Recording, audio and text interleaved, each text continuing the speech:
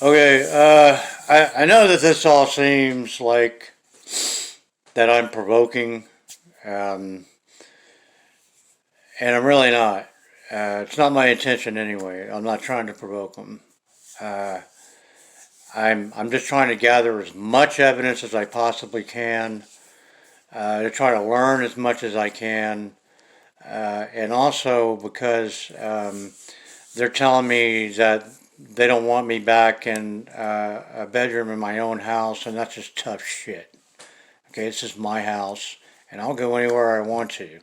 It's like the U.S. sailing ships to the Strait of Taiwan when China tells them not to do it, and the U.S. says, fuck you, it's international waters, we're going to do what we want. So that guest room is, not international waters. It's sovereign territory, and it's my sovereign territory. And if I want to go back there, I'll go back there. And if they don't like it, tough shit. Um, so I really haven't noticed too much going around the house lately. Today, I mean, I did get some EVPs earlier from around, but uh, I haven't really noticed a lot outside of that back room. Um, I went back there a few minutes ago and put the phone back there for 13 minutes and 13 seconds, and I got told to get out 3 times. Twice while I was back there picking the phone up, and once about midway through when I wasn't even back there. So maybe that was a preemptive get out. So they knew I was going to be coming picking up the phone and listening to this. Probably they wanted to, throw that one in there for good measure. But when I reached in to pick up the phone, I got 2 more get outs. I'm going to play them, see how they come out. The first one was 7 minutes and 58 seconds into the recording. It's about halfway through, a little over halfway through. Let me get to it here.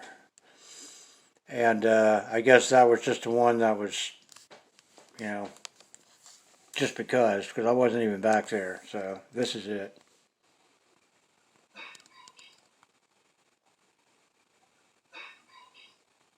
Let me make sure it's working. This thing shuts itself off. I don't use it, so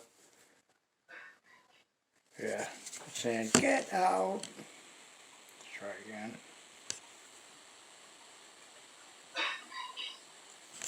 All right. I hope that came through.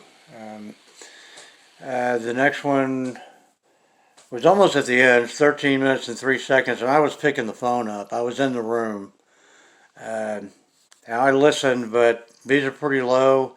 There's a lot of noise with me opening up that door. The door is really noisy to open up.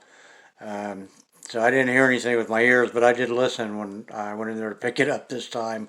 Because the last time all I did was reach in and I was turning around and leave, and they growled at me. So um, 13 minutes and 13 seconds. All right, here's the other get out. I'm in there grabbing the phone, so you may have to listen kind of close for it.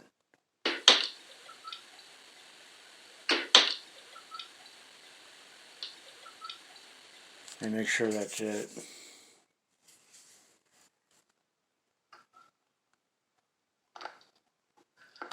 No, that wasn't it. I'm sorry. My bad. All right, this is it.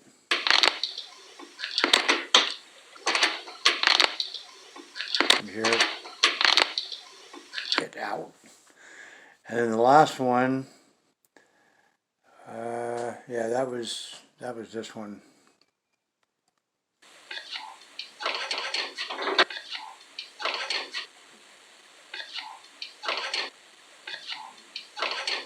So there's 3 get outs in that recording, and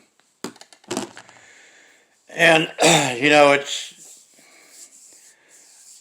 even though people say, yeah, but you're going back there to get that stuff and kind of egging them on. I'm not really egging them on. I'm letting them know that I'm going to go anywhere I want to go.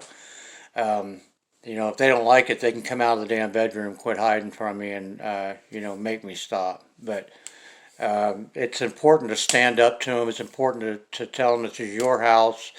They're the ones that need to leave, not you. That's what I've learned over the last year that I've been dealing with the haunting of my home. You don't cower and run away from them. You don't move out. You stand up to them and you fight, and that's what I intend to do. And I'll do it as long as I can or as long as I have to. Um, they want me out of here. They're not going to get it by telling me to get out. So now I understand the violent part of a haunting. I was scratched, choked, and bitten 7 times. The last time this happened, when I had a really strong negative demonic uh, presence in my house, and it did hurt me pretty bad. One of the scratches I got while I was standing in my bathroom, and I mean it felt like somebody slapped me across the face. And I was actually on the phone with one of the paranormal investigators who was going to be coming to my house in about a week. She'd had a death in her family, and they had to postpone it for a couple of weeks. And we were about a week away from them coming out. And I was on the phone with her because I was under attack at that time. I could see them in my bedroom. I could see shadows whispering around on the walls.